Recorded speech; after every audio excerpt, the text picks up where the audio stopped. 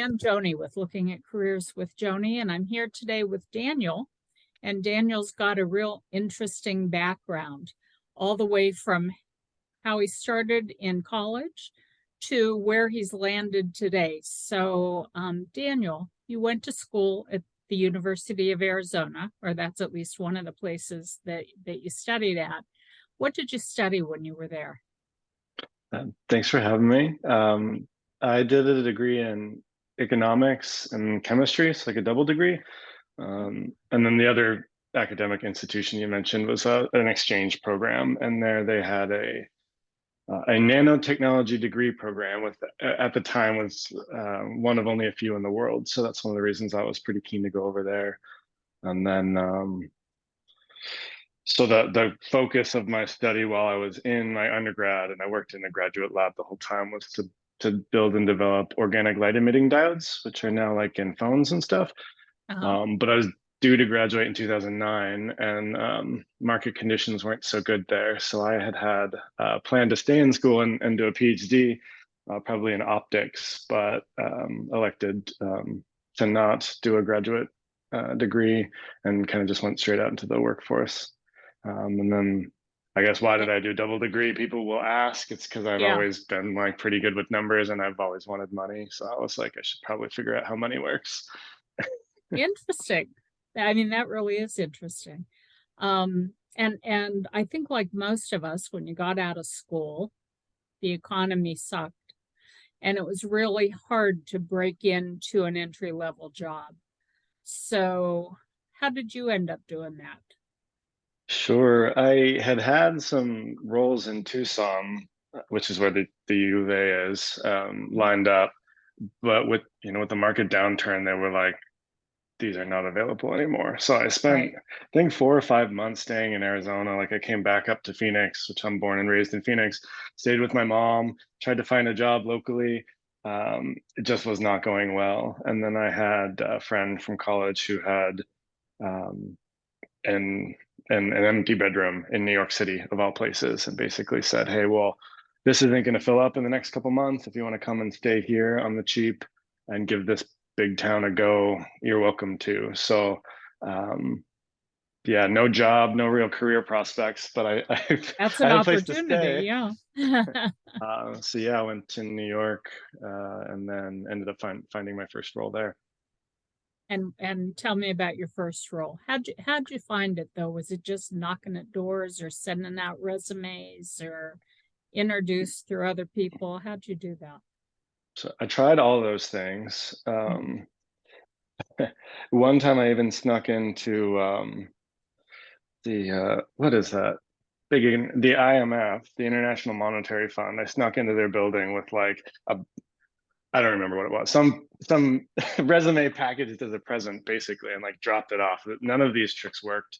Um, I think I was sitting feeling pretty downhearted about everything, and I got a call from just some recruiter and said, "Hey, here's an opportunity. Are you interested?" Said sure, and then I asked them, I said, "Well, how'd you find my name?" And they said monster.com of all places. But I think I had Oh, posted my resume on monster.com like 7 months prior, right? Totally forgot that that was even an avenue. And then somebody reached out and just in time too, because I think that I had a return trip booked already back to wow. Arizona. And the agreement I'd made with my family was that if I didn't get a job in that kind of like 3 4 month window, then I'd stay back in Arizona and try to figure it out there. Wow. And that was lucky that a recruiter found you for an entry level job because that doesn't happen too often either. Suppose so, yeah. Yeah. And So then tell me I about guess the job. Oh, sorry. Yeah, no, that's where I was going to go anyway. It was a humbling position because I thought I was going to work at the front end of technology. Um, and this was a cold calling position, inside sales, but Oh, it was for, I was working on a special projects team directly for the CEO of this pretty big company.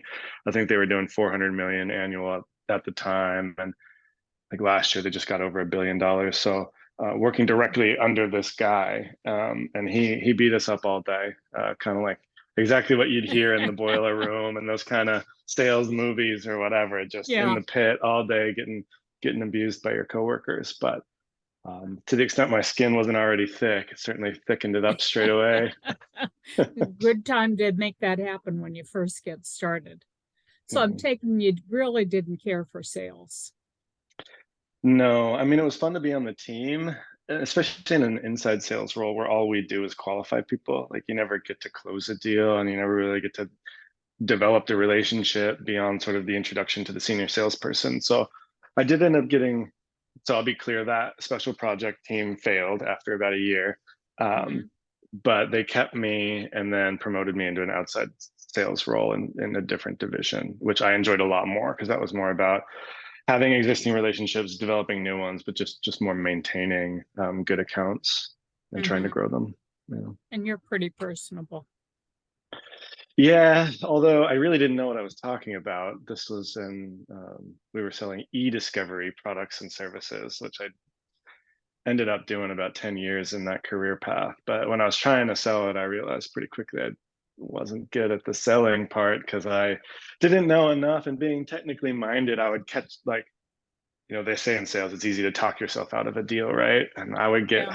hung up on technical details I didn't understand, whereas a good salesperson would probably just ignore that.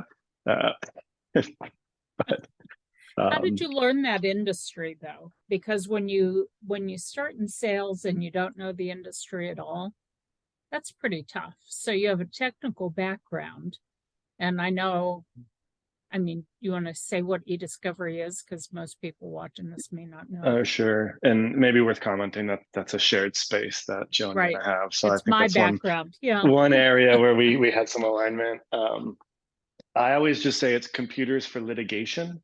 Although if you disagree with that very general statement, I could elaborate a bit more. No, Um, I usually say it's computerizing all the documents in litigation so people don't have to dig through files. Yeah, very good. So culling a big data set down to something Yeah. that's more reasonable for a real person to read. And then maybe I'll just comment for the technical side of things. There's a lot of machine learning and like different computer things that can occur to facilitate all that data culling. And did you leave sales and go into the operational side of that? Yeah, direct transition. So somebody that was like a project analyst at the company I was selling at left to take a like a promotion at a competitor, and then I followed that person directly into the analyst role, knowing that I wanted to learn more about this space. I was pretty interested in the machine learning aspect of everything, and I wanted to learn how to like run computer assisted document review, which we could talk more about that if you think it's relevant to listeners. But that was really the thing that I thought, okay, well, here's a piece of technology in this industry I'm not that interested in that I'm kind of pretty interested in. So that was kind of the grain that kept me engaged. Yeah. Did your technical background, so your education, did that help you in this industry a lot? No, not really, because, well, building semiconductors is a lot different than managing a computer, although a computer is made up of semiconductors. So I thought that I was prepared, I'll go in here and figure Mm-hmm. this out. But some of the core functions that you'll learn if you're going to be an e-discovery project manager or whatever, or like database management, which I knew nothing about, reading and writing like SQL syntax, and like programming, not really programming computer, but programming functions and scripts that other people can use to automate things, which maybe I would have learned some of that in college, but my career in college was kind of 2005 to 2009. And I don't know at that time that unless you were doing a real computer science degree, you were getting that in the business coursework. But now my understanding is people learn SQL if they want a business degree. But I'm guessing you were more hardware when you were in college and you went into more of a software field. Yeah, correct. Okay, Mhm. I get it. So you Yeah. stayed in that field for about 10 years, and I suppose you made a lot of contacts because you started in sales. Yeah, yeah, in the legal space. Yeah. Yeah, and then each kind of step was a progression through that career path, and then maybe you disagree, but it's kind of like once you're project program manager for e-discovery, unless you go get a JD or you start your own shop, there's not a lot of upward mobility there. And Yeah, so you reach a point. once I kind of got to that spot, I said, well, I need to start looking for something else. Okay. And what'd you do? Well, I left New York because the winter Okay. times. I But came well, back to wait a minute. Arizona. Did you stay in that job or did you leave the industry and just quit and I just go back to Arizona? I took a remote role, Okay. same kind of role I had, but for a different company who let me work remote. They shipped Okay. me to Dallas because that's where they were headquartered. They tried to get me to live and move there for 4 or 5 months. So, no offense to Dallas, but it wasn't for me. And that's how I got back to Arizona. And then I can remember like working by yourself all day. Um, I would have the TV on or whatever in the background the whole time. And I like to play golf. So I would have like the golf programs running. And then at the time, they were doing this big pitch for an organization that's called the First Tee, which Mm-hmm. is like Oh. youth leadership through the game of Mm-hmm. golf. And I can remember just hearing the commercial over and over and over again, like, we need volunteers, get out there and volunteer. So I started to do that just to get outside and whatever, work with the kids. Oh. And then the executive director of that nonprofit approached me and said, we need an operations guy. Are you interested? And I said, well, actually, kind of tired of this e-discovery thing. So I went and I ran operations for that group for shy of 2 years. But that was a nice change for me and sort of the That's good. beginning of this transition away from the e-discovery stuff. Wow, that's interesting how you found that too. You were pretty lucky. You were lucky for two things, I have to say. Most people that go into legal can't break out of it. Really? So you broke out of legal, you went into an area that you enjoyed, and you were able to do things with them for a couple years. So after those 2 years, did you get bored? I think it was more of a money thing. Okay. I was like, I had some side jobs too, just to keep the fun money coming. But Mm-hmm. you know, if enough months in a row go by where you're worried about mortgage and stuff, I'll say, hey, uh, maybe I need to find something that's a little bit more sustainable for me. Um, Right. I didn't have the strongest relationship with the guy running the show. And that was a big factor to motivate me to kind of leave. It was interesting place to be, somewhere where everything seems really good and you're happy with it, except for this one aspect that just kind of eats you away. Yeah. So I knew I had to kind of get away from that. And then actually a big company built a big shop in town and they had an e-discovery role. And I was like, well, maybe we'll try this. And that company is called Deloitte. That's a big enough company where some people might recognize it, but they do a lot of Right. different things. So my thought there was, well, if I can get in the door at Deloitte with my e-discovery skills, more than likely, if I do a good job, I can find a contract doing something else, which is ultimately what happened. And a great job, a great company to have on your resume. So the Yeah. companies and the networking are two big deals when you're looking to make changes. So I want to get into other things with you, but what happened after Deloitte? I got off the e-discovery contract, and then at Deloitte you could be on the bench, which means they pay you, but just to do like skills development, and then so you can go find another contract.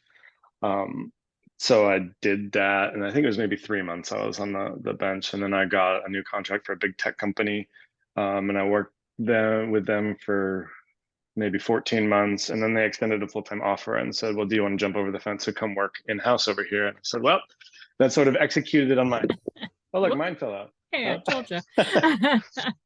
So, to me, that was like a good milestone because sort of exactly the vision that I had in mind. Let's go back, do this thing I know about, hoping for something better. And then ultimately I got a really, really great job for the company, the internet company that looks like this. So, Very good. Very good. oh, I One have one thing, here. So, here we go. It's a good there company. you go. I know that company. One thing we didn't talk about, two things we didn't talk about, but one is as you change jobs, you kept moving up. And I'm assuming financially as well as with your title, right? Yes. Was Was that important to your career growth? Is that really what you wanted to do? How'd you like moving into management? Um, so I'll talk about the money part first. Okay, That's always been top of mind, I think, for me and people of my class because of when we came into our careers, right? Like everybody right, ran out of money in 2009. So we started with a really, really low base. right. Well, and that's one of the reasons that I've moved jobs as um, well with the frequency that I have. And now I feel like I'm at the appropriate pay rate. So Okay, that's good. part of it. And then the people management stuff of it, I just feel like any team is going to have that, and you've got to find your role on the team. So like, Hmm. I don't think that I've ever gone out and said, "Oh, I need to be a people manager," or "I want to do more of that," or "I'm ready for that next step." I think it just I have a natural ability to lead people, and people feel comfortable around me. And usually, when the boss asks the question and like the whole room is silent, I'm just the guy who raises my hand, like sticks my neck Not out. surprised. Yeah. Half the time it gets chopped off because I'm wrong, right? But I think Oh, that just to have that self-confidence and then to lead with that confidence is mostly what people are looking for in sort of the people manager type of a role. hmm. Um, Although I've never had an exclusively people manager role, I've always wanted to balance that with some of my own hands-on, like technical um, skill development, I guess. Like I do like people and it's fun to work with people, but I also like to kind of just close in and focus on something Hmm. just on my own. So um, that's been something that I've always had in mind. That's great. That's great. You know, one thing we didn't talk about, although you push quickly brushed over it, is not only do you take these jobs, but you're always doing a few things on the side that are a little bit different, that are interesting to you and I think fun to you.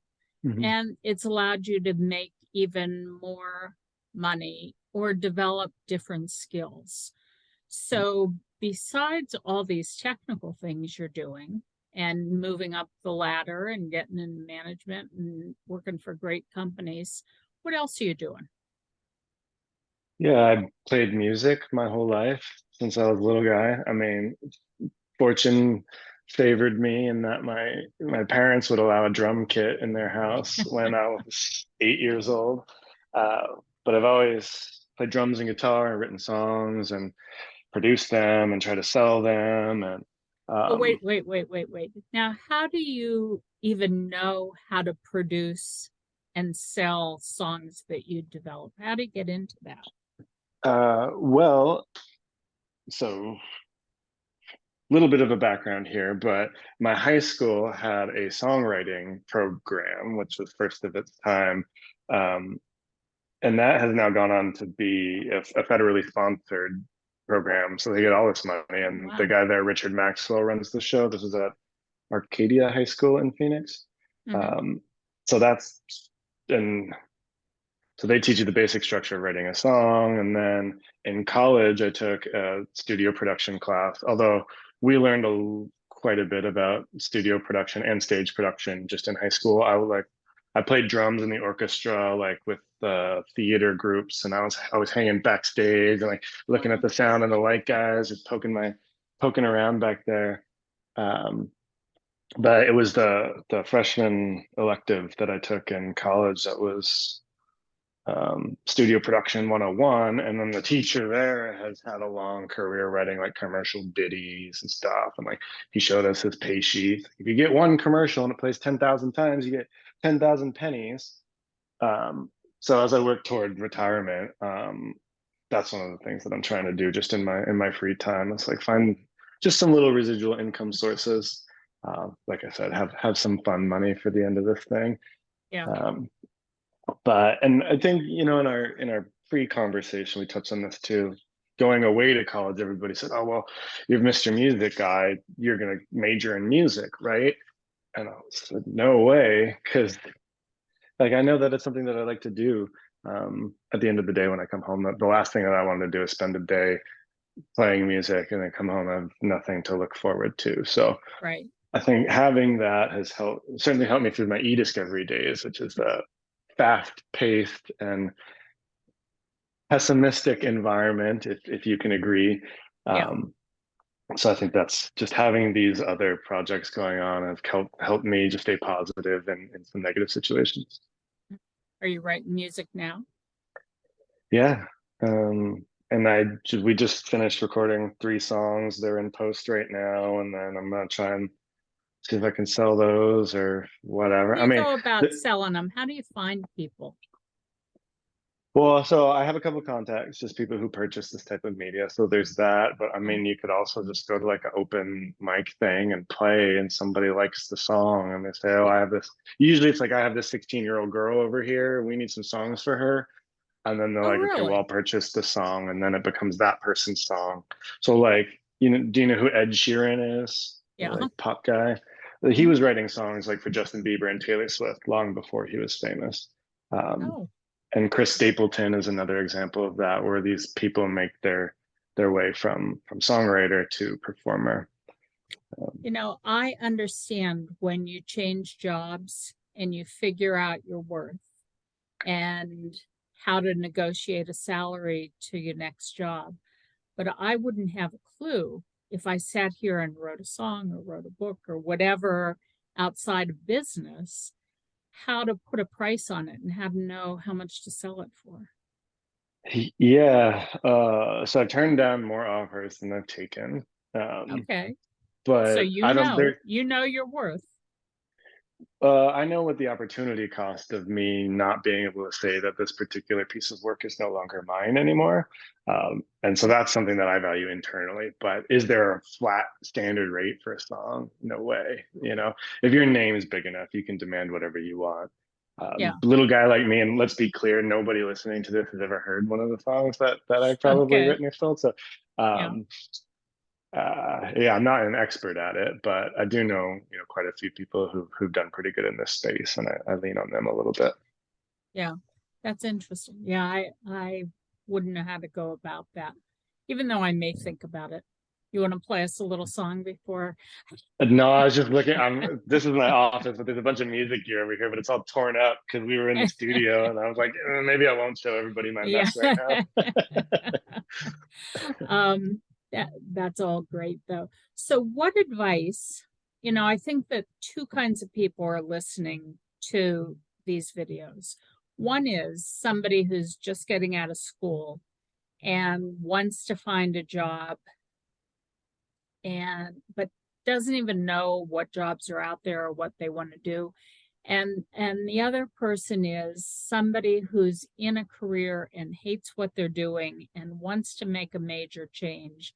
And how do you flip that career and find something different to do? Because you've kind of, even though you've maybe sometimes gone back to the same industry, you've moved around and you see the differences. What do you think? Yeah. So for the entry level person, I think like focus on you, not your skill set. Um, I don't think That's good any advice. I don't think any reasonable employer is going to think they're going to hire somebody out of college and not have to train them much, right? Like after 7 years, I considered myself an e-discovery expert, but I didn't take a single course in that, and I had no interest in the law, right? Right, right. So I think sell yourself. You've got to put yourself out there. I mean, I can't tell you how many like job expos I've gone to and had a packet of cards and information, never heard from a single one of them, but Yeah, I'm better at talking to people because I went and did that. Like I don't really like schmoozing that much, but like that's right. definitely part of what you have to do because Yeah, you need to be ready for the moment that you've got the person you want right in front of you and you're ready to go and pitch yourself. Um, yeah. so that would be my my main advice for the entry level person, and then for the experienced person, I think it's just like you've got to be ready to accept the risk. And like I was listening to the gal. She made the horse panties. Sorry, that sounds terrible out of context. Your other podcast, Oh, the I was hairdresser gonna say lady. I know her. Sorry, Yeah.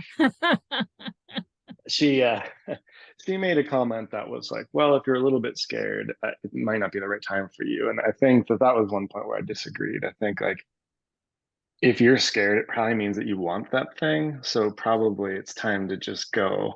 And I Mhm. could be candid, like I don't think I've ever experienced anxiety my entire life, except when I got on contract with Deloitte with the tech company, because I didn't Yeah, really know what I was doing. It's like, okay, I got some certifications, but like full panic for a few weeks as I was starting on that role, right? But you just like, right. I guess You in got that to put situation, on blinders. keep your mouth shut and don't tell anybody how you don't Yeah, know what you're doing. But yeah, and if I just kind of think if you're not willing to accept the risk and face the fear, like there might be something else going on, outside of your career that might be holding you away from that. Which yeah. is one reason, like outside of my career, I try to do two things every day, which is like do something fitness wise, like for my physical health, and then do something Hmm. creative for. So I think that for me anyway, when I've needed to take big risks in my career, I've held a little bit tighter to my fitness program and my music stuff, just knowing, okay, I feel safe over here, even though over here I'm taking this huge risk. Yeah, Um, so yeah, I that was agree. kind of a And long-winded, yeah.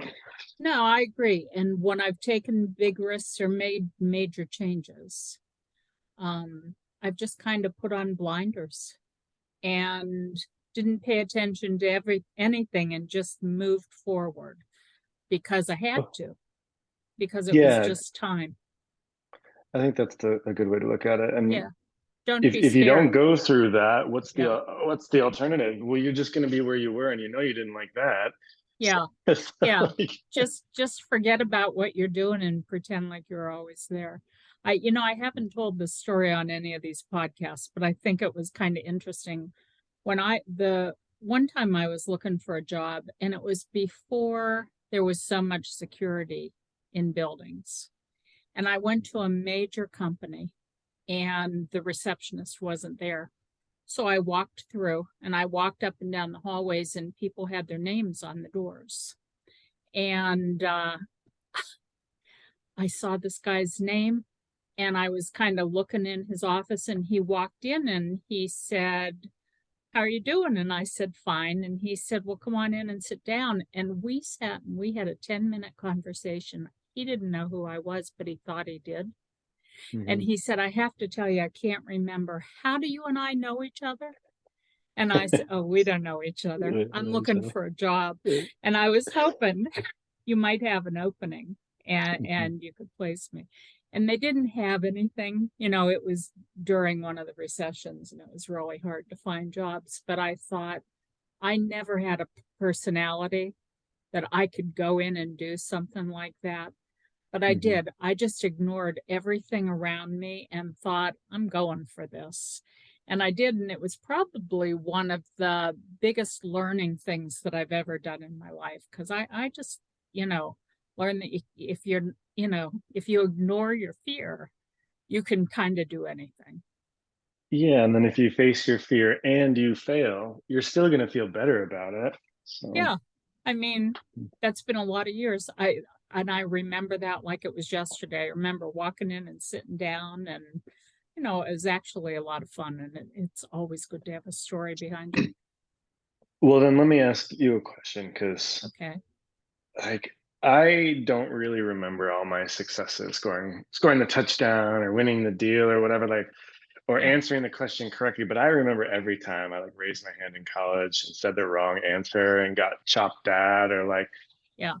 do you feel like that's something that you've done in your career? Like focus more on reflecting on failures than successes? Or At this point in my life, it's funny because when you say in school, you remember when you raised your hand and got shut down. I can remember doing that in grade school. So Mhm. I can remember that all the way back.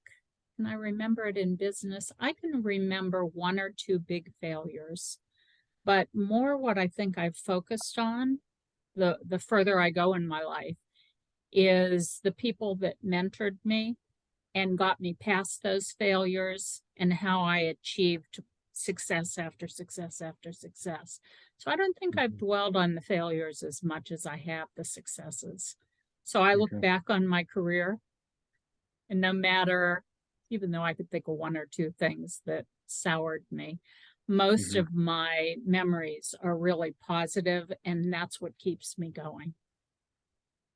Okay. So, Well, I tend to agree too, but I think when I look back, I'm like that one's But yeah, I just don't know that I would grow so much if I didn't reflect on all the mistakes. But yeah, now thinking back too, I guess the picture in my mind is all the people, right? Not the Yeah, projects. So right. mm, Yeah. And the ones that have been good to you and the ones that haven't. So the ones that have helped you move forward and the ones that you learn to move forward in spite of them. mhm. Right. Well, very good. Yeah, I have those too. Anything else that you want to say as we're wrapping up?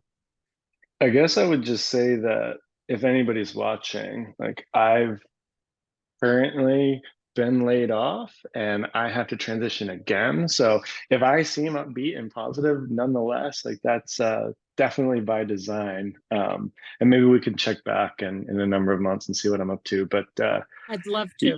yeah, I thrive in the fear. We'll put it that way. That's how I keep moving up. Yeah, I think most of us do. And, I think if you keep that positive attitude, though, you can't help but do better the next time. So I wish you luck. Stay in touch. We'll do another one of these and see where you landed next. All right. Don't wait too Thanks so long, much. though. Of course not. It's been a pleasure, Jenny. Thank you and enjoy the weekend. Thanks. Thanks, Daniel. You too.